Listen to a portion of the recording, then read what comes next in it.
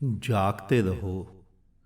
एक ने प्रश्न पूछा, परमात्मा तुम कौन सा धर्म सिखा रहे हो? किस धर्म से तुम हो? किस धर्म की बातें सिखा रहे हो? किन शास्त्रों में लिखा है? उन सभी बातों की सार्थकता क्या है? उन सभी बातों को सीखकर लाभ क्या है? मैं तुम्हें किसी भी शास्त्र की कहानियां नहीं सुना रहा हूं। शास्त्र की कहानियां तो वो सुनाते हैं जिन्होंने शास्त्र पढ़कर तुम्हारे किसी धर्म का चोला ओढ़कर धार्मिकता का ढोंग रचा है। मैं तो स्वयं के अनुभव समझा रहा हूं, कोई शास्त्र नहीं।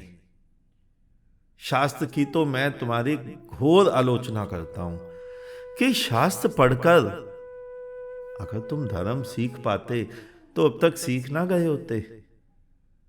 5500 वर्ष हो गए तुम्हें शास्त्र पढ़ते हुए, शास्त्र रटते हुए, शास्त्रों की पूजा करते हुए, आरती करते हुए, धूप अगरबत्ती करते हुए।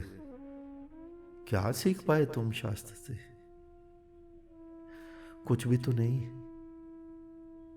तुम्हारे धर्म तुम्हें सिखा क्या रहे हैं, मुझे यही नहीं समझ आती। घंटी बजाना, भविष्य की कल्पनाएं या थपकी देकर सुलाना, क्या सिखा रहे हैं? मैं तुम्हें जीवन दिखा रहा हूं, तुम्हारा जीवन। वही तो धर्म है, वही तो ईश्वर है, वही तो परमात्मा है। लेकिन तुम्हारे सभी के धर्म वो तो जीवन की घोर निंदा करते हैं, जीवन को असार कहते हैं। तुम्हारे ही जीवन को व्यर्थ कहते हैं, जन्म की निंदा करते हैं, स्त्री पुरुष के संबंध की निंदा करते हैं, 84 की निंदा करते हैं। 84 को पापी कहते हैं।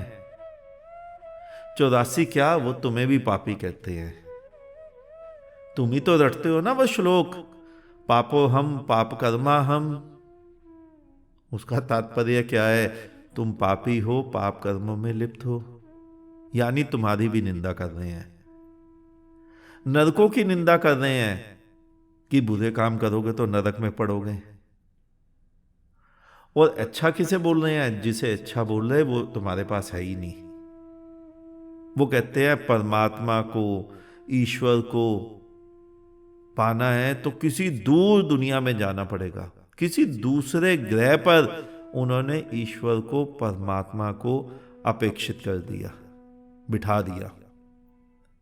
लेकिन ध्यान से देखो, ये सभी वचन है किसके? किसने कहे ये शास्त्र?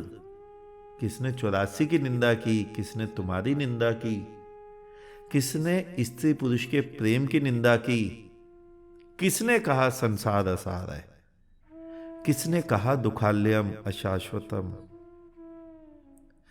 किसी ऐसे मनुष्य ने जिसने उसका फल चखा ही नहीं, जिसने बिना फल चखा ही कह दिया कड़वा है।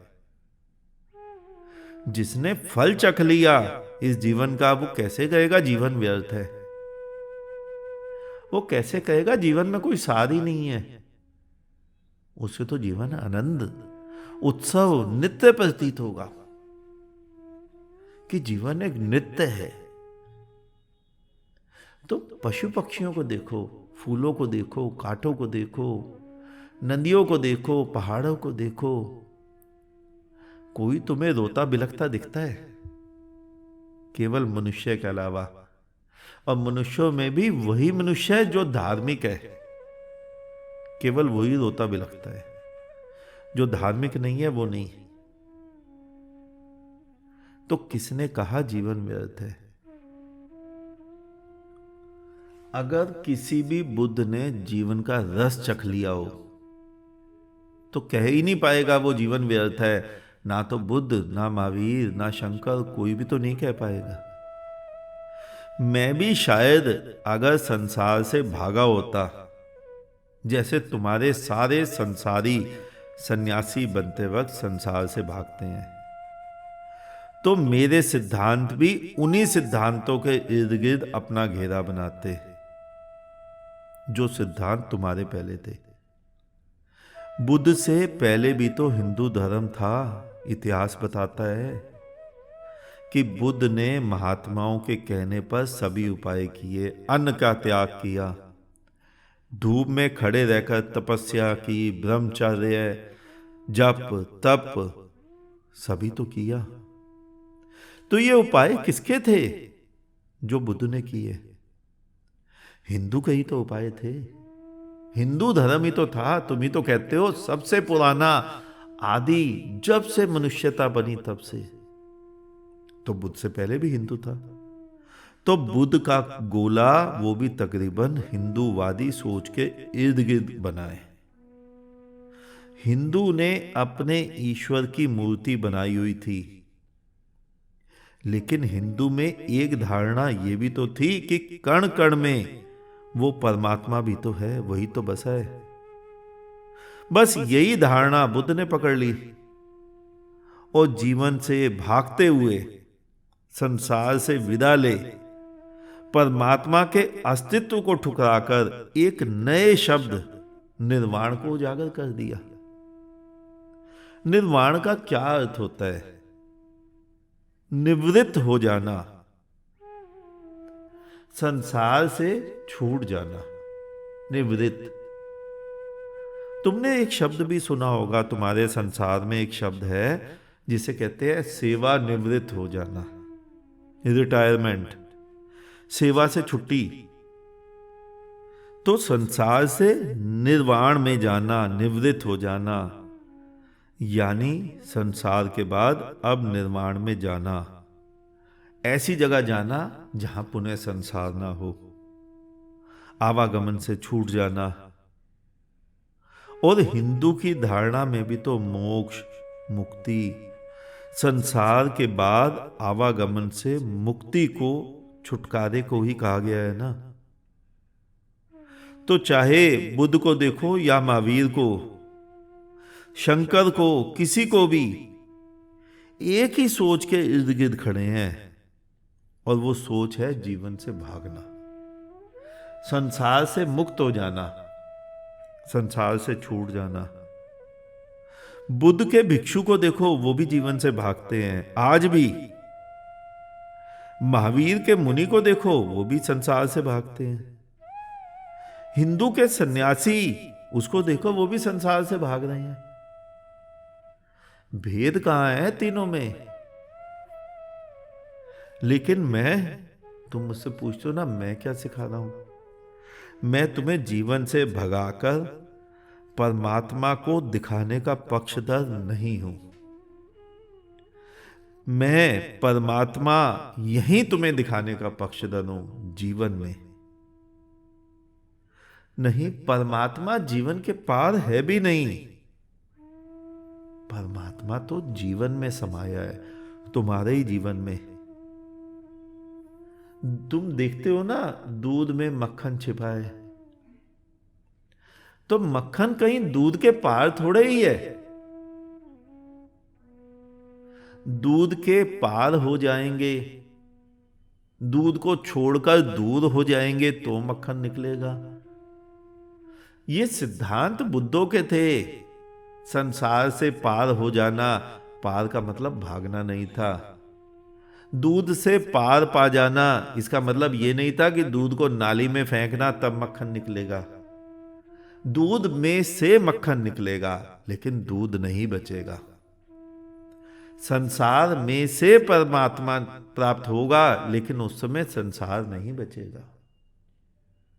बुद्धों के वचन अटपटी भाषा, सदुकड़ी भाषा, अनाप शनाप भाषा में होते हैं, क्योंकि कैसे परमात्मा मिलता है इसका कोई सीधा सीधा सूक्त नहीं है।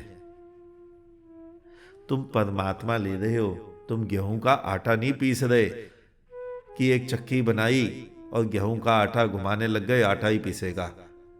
रामलाल ने पीसा चाहे श्यामलाल ने, पीसेगा आटा ही, और ऐसे ही पीसेगा। परमात्मा प्राप्ति में ये सिद्धांत काम नहीं करते। वो एक अलग विधि है, वो एक अलग मार्ग है, सबका अलग मार्ग होता है। जैसे मैंने तुम्हें बोला मैंने एक नया मार्ग खोजा है, मैं तुम्हें उसी मार्ग की ओर ले जा रहा हूं। तुम जीवन का दाव खेलते हो तो चलो, नहीं खेलते तो बने रहो हिंदू मुस्लिम, बने रहो सिख ईसाई। तुम्हारे बड़े बड़े भी ऐसे ही बने, जब पैदा हुए तो वो भी ना हिंदू थे, ना मुसलमान, ना सिख, ना ईसाई, और जब वो मरे वो हिंदू थे या मुसलमान या सिख या ईसाई, लेकिन परमात्मा का अनुभव नहीं था। तो बुद्ध के धर्म की बात करें या महावीर की या शंकर की, सभी ने संसार को छोड़ा, त्यागा, भागा। संसार को छोड़ने की आवश्यकता नहीं है, दूध को नाली में फेंकने की आवश्यकता नहीं है, दूध को बिलोने की आवश्यकता है। बिलोगे तो मक्खन निकलेगा। और परमात्मा के लिए संसार को त्यागने की आवश्यकता नहीं है, संसार को बिलोने की आवश्यकता है। बुद्ध का धर्म भी हिंदूवादी सोच का ही नतीजा है। महावीर का निर्वस्त्र होना भी हिंदू के सन्यास का नतीजा है। और शंकर के सिद्धांत बुद्ध के इर्द गिर्द सारे खड़े हैं। हां, दुकान चलाने के लिए शो विंडो नहीं बना दी गई, लेकिन कुछ ज्यादा भेद नहीं है। हिंदू सन्यासी जटाएं बढ़ाए खड़े दिखते हैं तो बुद्ध के सन्यासी जटाएं मुंडाए खड़े दिखते हैं, और महावीर के सन्यासी तो जटाओं के साथ साथ वस्त्र भी मुंडाए खड़े दिखते हैं। भेद क्या है?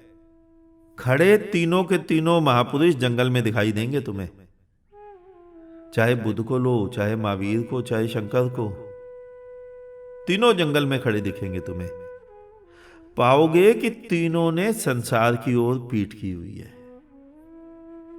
लेकिन तुम मेरी बात पूछते हो, मैं तो कहता हूं अगर धर्म को जानना है तो संसार की गोद में बैठ जाओ, और परमात्मा को जानना है तो संसार को अपनी गोद में बिठा लो, तभी तुम कुछ धर्म को जान पाओगे। संसार से भागकर कुछ भी नहीं जान पाओगे, क्योंकि संसार को बनाने वाला संसार में ही तो मिलेगा, अपनी पूर्णता में ही तो मिलेगा। तुम ही तो कहते हो खुदा ने खुदाई बनाई, तो उसी शब्द से, खुदा शब्द से ही तो खुदाई बनी, तो बाहर क्यों प्रोजेक्ट कर रहे हो अल्लाह को? उसी खुदाई में ढूंढ लो, वहीं मिलेगा, जरूर मिलेगा। बुद्धों को मिलता है, तुम्हें क्यों नहीं मिलेगा? और परमात्मा की पूर्णता उसकी कृति ही है। परमात्मा की कृति है संसार। मैं तुम्हें अगर एक बहुत ही सुंदर मूर्ति का, कोई भी एक मूर्ति मैंने बनाई, अगर मैं उसकी सुंदर एक उंगली तोड़कर तुम्हारे हाथ में दे दूं, तो क्या तुम उसकी उस उंगली, जिस मूर्ति की वो उंगली है, क्या तुम उस मूर्ति की सुंदरता का कुछ भी अंदाजा उस केवल एक छोटी सी उंगली से लगा सकोगे? या तुम्हारी ही भाषा में कहूं तो एक बड़ा आलीशान घर तुमने बनाया, एक स्त्री से शादी की, उसमें उसे लाए, बच्चे हुए, अपने माँ बाप को भी वहां ले आए, नौकर चाकर रहे, गाड़ी रही, एसी रहे, टीवी रहे, और अन्य सारी सुख सुविधाएं तुमने उस घर में भर दी। अब वो घर तुम्हारे लिए स्वर्ग बराबर है। अब जो आनंद का, सुख का तुम भोग वहां कर रहे हो, वह तुम्हें क्या उस स्थिति में अनुभव हो सकता था जब मैं उसी भवन को निर्मित करने वाली ईंटें जो उसमें लगी थी, वो 2 ईंटें तुम्हारे हाथ में थमा दूं कि ये देखो इन ईंटों से ये घर बना है, अब देखो कितना सुख है इन ईंटों में? क्या तुम्हें वो अनुभव में आएगा, वो सुख जो पूरा भवन बन के तुम हो, तुम्हारी पत्नी हो, तुम्हारे बच्चे हों, माँ बाप हों, गाड़ी, TV, AC, fridge, swimming pool, सारी सुख सुविधाएं हो।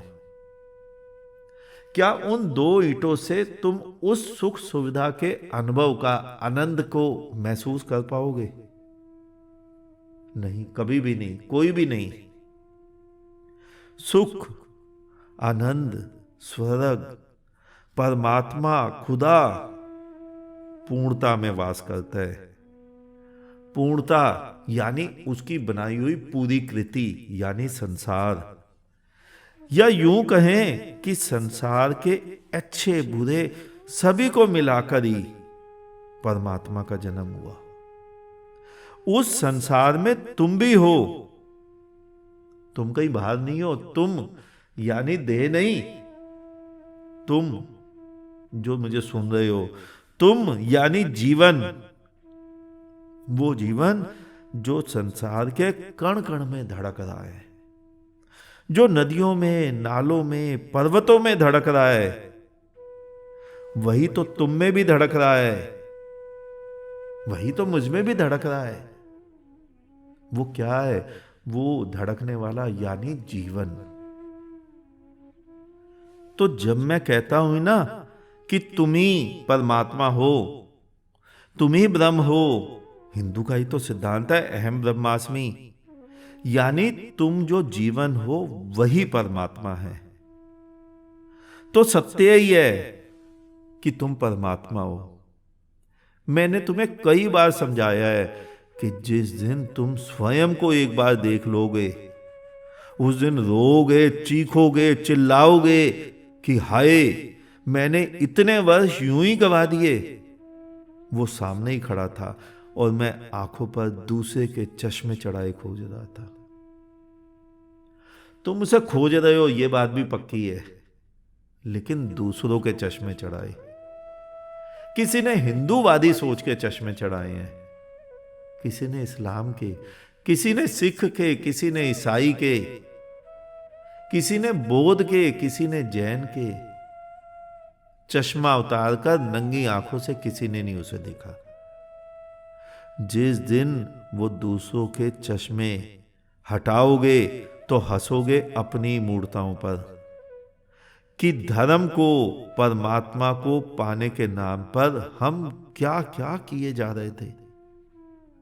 करोड़ों रुपए धर्म के नाम पर व्यर्थ कर रहे थे, हवन में घी स्वाहा कर रहे थे, बच्चों को नहीं पिला रहे थे। मैंने कई ऐसे परिवार देखे हैं, घर में पूरा ढंग से खाने को नहीं है, बच्चे भूखे हैं, और श्राद्ध करेंगे, हवन करेंगे, पंडित को बुलाएंगे, उसको मालपुए खीर खिलाएंगे, बच्चे भूखे हैं, लेकिन अगले जन्मों की व्यवस्था हो रही है। करोड़ों रुपए का दूध, घी, शहद पत्थरों पर चढ़ाकर नाली में बहा रहे हो तुम लोग। और ध्यान से देखो कौन करवा रहा है ये काम। लाखों करोड़ों भिखमंगे, कामचोर, निठल्ले, सभी इसी धर्म की आड़ लेकर, केवल धार्मिक वस्त्र पहनकर संसार को गुमराह कर रहे हैं और ना जाने किस गड्ढे में ले जाकर गिरा के छोड़ेंगे। इतने फूल जो परमात्मा के लिए ही जन्मे थे, परमात्मा के लिए ही खिले थे, वो वहां से पेड़ों से तोड़ तोड़कर पत्थरों पर तुम पटके जा रहे हो। धूप अगरबत्ती जलाकर प्रदूषण फैला रहे हो। जहां हजारों स्कूल कॉलेज बन सकते थे, अस्पताल बन सकते थे, बच्चे शिक्षित हो सकते थे, जिन बच्चों के पास पैसा नहीं है वो पैसा तुम उन बच्चों की पढ़ाई पर लगा सकते थे, उसकी जगह तुम करोड़ों अरबों रुपयों के मंदिर बना रहे हो, मस्जिद बना रहे हो, गिरजे गुरुद्वारे बनाकर व्यर्थ कर रहे हो पैसा। हम अपनी आने वाली पीढ़ी के भविष्य की लाशों पर अपने धर्म की, अपने परमात्मा की इमारत खड़ी करने का प्रयत्न कर रहे हैं। और यही कारण है कि तुम में से एक को भी आज तक उस परमात्मा का, उस ईश्वर का, उस खुदा का दीदार नहीं हो पाया है, क्योंकि तुम उसे किसी दूसरे ग्रह पर प्रोजेक्ट करके ढूंढ रहे हो। वो संसार में छिपा है, तुम संसार को लात मार रहे हो। वो बच्चों में छिपा है, पशु पक्षियों में छिपा है, पेड़ों में छिपा है, और तुम इनका सबका दुत्कार कर रहे हो। कौन व्यक्ति है आज जो संसार को प्रेम करता है, जिसको पशु पक्षी पेड़ पौधे बच्चे ये अच्छे लगते हैं? हिंदू है तो तुम्हें गायें अच्छी लगती है, कुत्ता बुरा लगता है। और तुम्हारे शास्त्रों में लिखा है ये कि गाय में 33 करोड़ देवी देवताओं का वास है, और जिस घर में कुत्ता पाला जाता है उस घर का अन्न जल देवता ग्रहण नहीं करते। तो यानी उससे द्वेष करो, उसे घर से बाहर रखो, दूर रखो। प्रेम वो तो कहां विलीन हो गया तुम लोगों का, तुम्हें शायद पता ही नहीं। समाज में, देश में, संसार में चारों तरफ धर्म के नाम पर केवल पाखंड ही पाखंड फैलाया जा रहा है। फिर वो पाखंड चाहे हिंदू का हो या मुसलमान का, सिख का हो या ईसाई का, बौद्ध का हो या जैन का, कुछ भी फर्क नहीं पड़ता है। सोने को गलाकर तुम चेन बनाओ या बाली या चूड़ी, है तो सोना ही। मूर्ति को खड़ा कर कर पूज लो तो हिंदू का पखंड हो गया। हिंदू मूर्ति को खड़ा कर कर पूजता है, मूर्ति को लिटाकर पूज लो, कब्रों को पूज लो तो मुसलमान का पखंड हो गया। मुसलमान लिटी हुई कब्रों की, पत्थर, लिटे हुए पत्थर की पूजा कर लेता है। सिर को पूज लो तो बुद्ध का पखंड हो गया, और नग्न को पूज लो तो जैन का हो गया। किताब को पूज लो तो सिख का हो गया, और लटके को पूज लो तो ईसाई का हो गया। ध्यान से देखो, चारों तरफ मृत की ही पूजा हो रही है। जीवित की पूजा, जीवन की पूजा, तुम्हारे जीवन की पूजा, उस परमात्मा के बनाए हुए जीवन की पूजा वो कोई भी नहीं करता। क्यों नहीं कर रहा वो? क्योंकि कोई भी जीवन को देख ही नहीं पा रहा है। परमात्मा मृत नहीं है, उसकी मृत तस्वीरें बिल्कुल मत बनाओ। परमात्मा जीवित है, जीवंत है। परमात्मा जीवन है जो धड़क रहा है तुम्हारे भीतर, जो धड़क रहा है पशु पक्षियों में, नदी नालों में, तारों में, चांद में। मुसलमान चांद देखकर ईद मनाता है, हिंदू सूरज देखकर दिन शुरुआत करता है। वो क्यों करता है? क्योंकि वो सूर्य में धड़क रहा है। मुसलमान के लिए वो चांद में धड़क रहा है। लेकिन तुम समझ ही नहीं पाए इन सूक्तों के वचन क्या थे, ये क्यों सिद्धांत बनाए गए थे। सूरज एक खाली गोला होता जो 24 घंटे पड़ा रहता आकाश में, चमकता नहीं, तुम्हें दिखाता नहीं दुनिया। तो क्या कोई सूरज की पूजा करता? कोई भी नहीं। हजारों तारे आसमान में घूम रहे हैं, क्या तुम उनकी पूजा करते हो?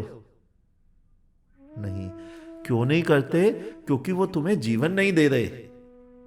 लेकिन सूर्य तुम्हें जीवन दे रहा है, चांद तुम्हें जीवन दे रहा है, शीतलता दे रहा है। तो जीवन की पूजा करनी थी, लेकिन तुम सभी लग गए मृत की पूजा करने। तुम्हें समझ ही कुछ नहीं आया, कुछ खेल समझ नहीं आया, इसीलिए आज तक किसी को खुदा नहीं मिला। हिंदुओं में शंकराचार्य हो जाते हैं,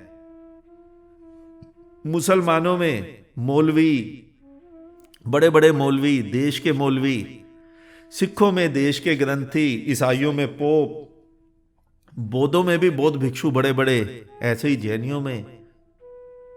समझा किसने उसे? केवल पोस्ट है ये।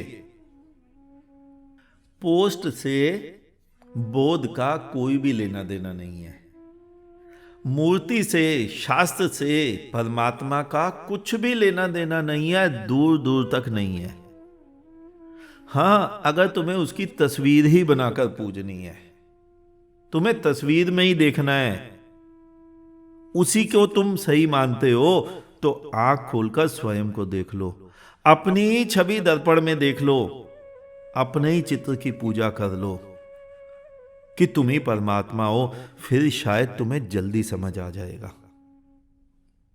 पहले स्वयं को परमात्मा देखोगे तो फिर पत्नी में भी परमात्मा दिखेगा, बच्चे में भी दिखेगा, कुत्ते में भी दिखेगा, गाय में भी दिखेगा, फिर शायद वृक्षों में भी दिख जाए, पशु पक्षियों के सामने, नदियों के सामने, कुत्ते बिल्ली के सामने, समुद्रों के सामने तुम्हारा सिर आसानी से झुक जाए।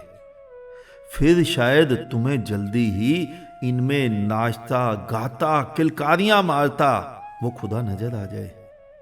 लेकिन नहीं, समझो कि कैसे। जन्म से लेकर आज तक अंधों की उंगली थामे एक ऐसे मार्ग पर चले जा रहे हो जो तुम्हें तुमसे बहुत दूर ले जा रहा है, तुमसे दूर। अभी अभी मैंने क्या बोला कि स्वयं को देख लो, स्वयं की पूजा कर लो, स्वयं का चित्र बनाकर अपने अपने मंदिर में टांग लो। हिंदू हो तो हिंदूवादी बना लो, मुस्लिम हो तो मुस्लिमवादी बना लो, दाढ़ी रख लो, टोपी पहन लो, गमछा रख लो और अपनी फोटो लगा लो। शायद तुम्हें वो खुदा आसानी से दिख जाए, शायद तुम्हें अनुभव हो जाए कि वो खुदा कैसे रसा बसा है जर्रे जर्रे में। तुम्हें सारे धर्म शास्त्र याद हैं, तुम्हें तुम्हारे सारे धर्म शास्त्रों की कहानियां तुम्हें रटी हुई हैं, मंदिर, मस्जिद, गिरजे, गुरुद्वारे के चमत्कार तुम्हें याद हैं। केवल किसको याद है? उस व्यक्ति को तुम भूल गए हो, स्वयं को भूल गए हो, जीवन को भूल गए हो, और भ्रमवश स्वयं को तुम पुण्यात्मा कहते हो, धर्मात्मा कहते हो, स्वर्ग का, जन्नत का, मोक्ष का, मुक्ति का अधिकारी कहते हो। क्यों कहते हो? क्योंकि तुम हिंदू हो, क्योंकि तुम मुसलमान हो, क्योंकि तुम सिख हो, क्योंकि तुम ईसाई हो। वाह रे धार्मिक मनुष्य, काश तुम्हारा परमात्मा भी तुम्हारे जैसा मूढ़ी होता तो तुम्हारी इन्हीं मूढ़ताओं भरे कृत्यों से मान जाता, रीझ जाता वो।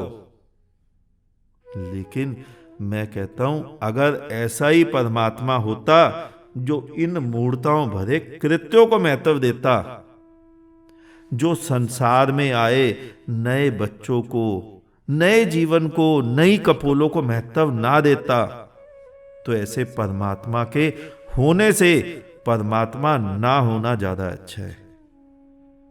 संसार के लिए वो ज्यादा उत्तम स्थिति होगी कि ऐसा कोई सोच वाला परमात्मा इस दुनिया में हो ही ना कभी। वो दूध जो तुम नालियों में बहा रहे हो, बच्चों को पिलाओ, दूसरों के नहीं तो अपने ही बच्चों को पिला लो।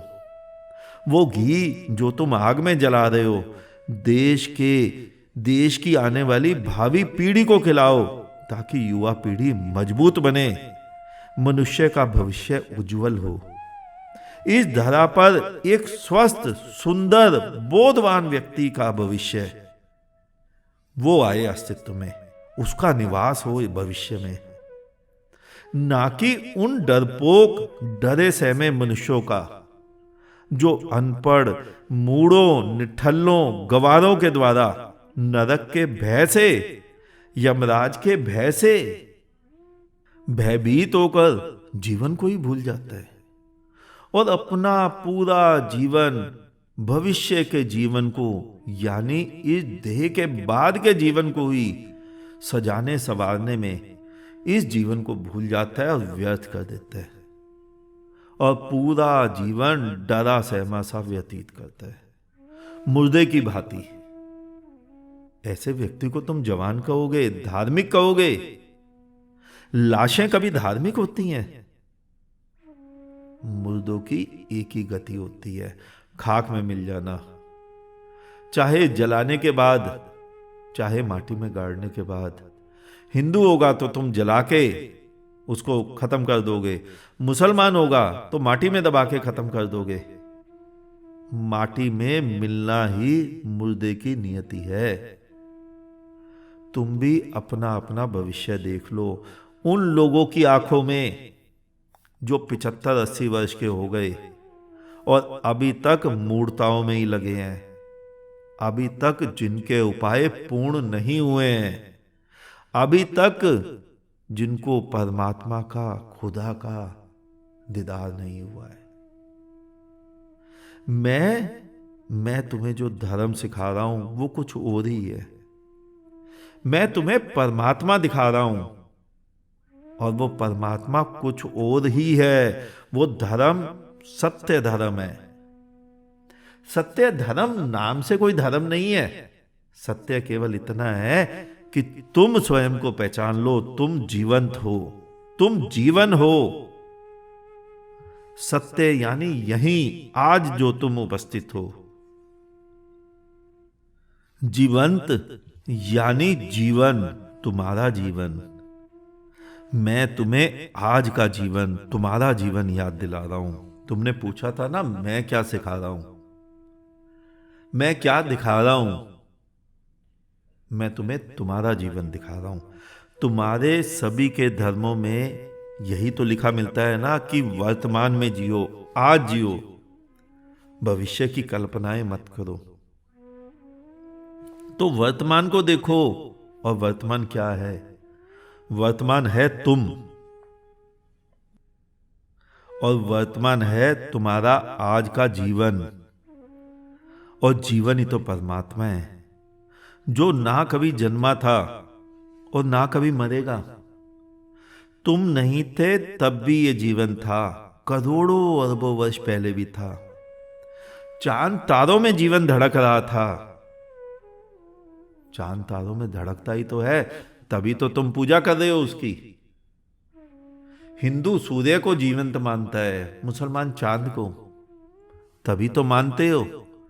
बाकी पत्थरों की पूजा क्यों नहीं कर लेते? जीवंत मानते हो तो पूजा करते हो, लेकिन वास्तव में जीवंत तुम हो। वो जीवंत हजारों करोड़ों वर्ष पहले जल में, वृक्षों में धड़क रहा था, पशु पक्षियों में था। और कल जब तुम नहीं रहोगे तब भी वो जीवन धड़कता रहेगा। तुम्हारे बच्चों में, तुम्हारे हजारों साल बाद आने वाली पीढ़ी में भी वही जीवन धड़केगा। इसीलिए तो शास्त्रों में बुद्धों के वचनों में आया है, शरीर आता है, शरीर जाता है। आत्मा, परमात्मा, जीवन ना आता है ना जाता है। जीवन तो वहीं का वहीं रहता है। तुम आते हो, तुम जाते हो।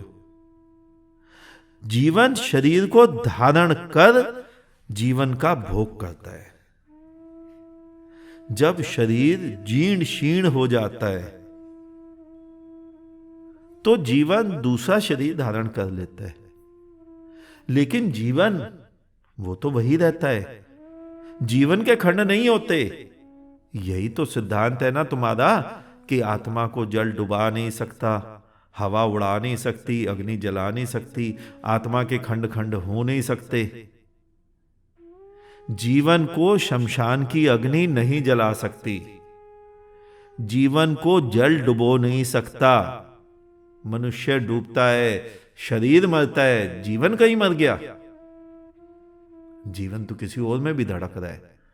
एक तुम्हारा ही श्लोक है ना, पूर्ण में से पूर्ण निकला, पूर्ण बचा।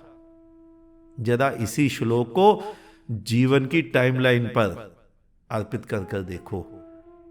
जो शास्त्रीय संगीत सीखते हैं ना, उनको मेरी बात आसानी से समझ आ जाएगी। वो एक सुर, एक लय, एक जिसको बोलते हैं ताल, वो सीख लेते हैं। ये राग, उसी राग पे जो मर्जी शब्द लाद दो, राग वो ही रहता है, राग नहीं बदलता। जो इस शास्त्रीय संगीत के जानकार हैं उन्हें समझ आएगा कि राग एक ही है। उसी राग पे कुछ भी भाषा के शब्द लाद दो, राग वो ही रहता है। तो जीवन एक ही है, उस जीवन पे तुम लद गए, उस जीवन पे मैं लद गया, उस जीवन पे बुद्ध लदे, महावीर लदे, जीवन वही का वही रहा। जीवन कहीं नहीं मिटता, हवा उड़ा नहीं सकती, जल डुबो नहीं सकता। नैनम छिदंती शस्त्राणी नैनम दहती पावका। पूरा का पूरा सिद्धांत ठीक है, लेकिन भगोड़ों को समझाना नहीं आया। आएगा कहां से? उनका लक्ष्य ही समझना नहीं था, समझाना कहां से आएगा? उनका लक्ष्य धन था कि वेशभूषा धारण करो, तिलक लगाओ, कंठी पहनो, गले में माला, ऊंचा सिंहासन बनाओ और शास्त्र की पंक्ति रटो और तुम्हें सुना दो। उन्होंने तुम्हें कुछ का कुछ दिखा दिया। बुद्ध सुख दिखाते हैं जीवन में कि जीवन सुख है, आनंद है, उत्सव है, नित्य है। और भगोड़े वो जीवन को दुख दिखाते हैं, अशाश्वत है। आज से पहले तुम्हें जिन्होंने भी धर्म सिखाया है, उन्होंने धर्म के नाम पर तुम्हें जीवन से भागना सिखाया है। ये बातें मैं उनकी कर रहा हूं जिन्होंने हजारों वर्ष पहले भी सिखाया है। आज मैं तुम्हें जो धर्म सिखा रहा हूं वो जीवंत धर्म है। भागना नहीं, संसार की गोद में बैठना, संसार को अपनी गोद में बिठाना। और वही भगोड़े आज जो तुम्हें धर्म सिखा रहे हैं वो धर्म नहीं है, वो तुम्हें अंधविश्वासी बना रहे हैं। वो तुम्हें केवल मूर्ताएं सिखा रहे हैं, तुम्हें थपकी मारकर तुम्हें सुला रहे हैं और तुम्हारी जेबों में हाथ डाल रहे हैं। तुम्हें लूटने के अलावा उन्हें धर्म का खा गा भी नहीं पता। धर्म मिलता है संतुष्टों को। सुना है ना, जिसको कुछ ना चाहिए सोई शहंशाह। धर्म मिलता है राजाओं को, धर्म मिलता है अमीरों को, धनपतियों को। आज से पहले भी जिन्हें धर्म मिला, देखो वो किन घरानों से आए थे। राम, किशन, बुद्ध, महावीर, सभी बड़े बड़े संतुष्ट घरानों से आए थे। लेकिन तुम्हारे धर्मगुरु सभी भिखमंगे घरों से आते हैं। उन्हें ना तो धर्म कभी मिला है और ना कभी मिलेगा। उन्हें एक ही काम आता है कि किस तरह अपनी जेबें भरी जाए, अपने बैंक बैलेंस भरे जाए। धर्म कुछ और काम है, समाज सेवा कुछ और काम है। जिस तरह मंदिर का पुजारी अलग होता है और ज्योतिषी करने वाला अलग होता है। ज्योतिष वाले को मंदिर की समझ नहीं होती और मंदिर के पुजारी को ज्योतिष की समझ नहीं होती। वास्तु वाला अलग होता है। उसी तरह धर्म एक अलग कृत्य है। और हिंदू, मुस्लिम, सिख, ईसाई हो जाना वो एक अलग कृत्य है। उन दोनों का बहुत दूर दूर तक, कोई दूर दूर तक नाता ही नहीं है। मैंने एक फिल्म देखी थी अक्षय कुमार की, सोल्जर ऑलवेज ऑन ड्यूटी। तुमने भी देखी होगी।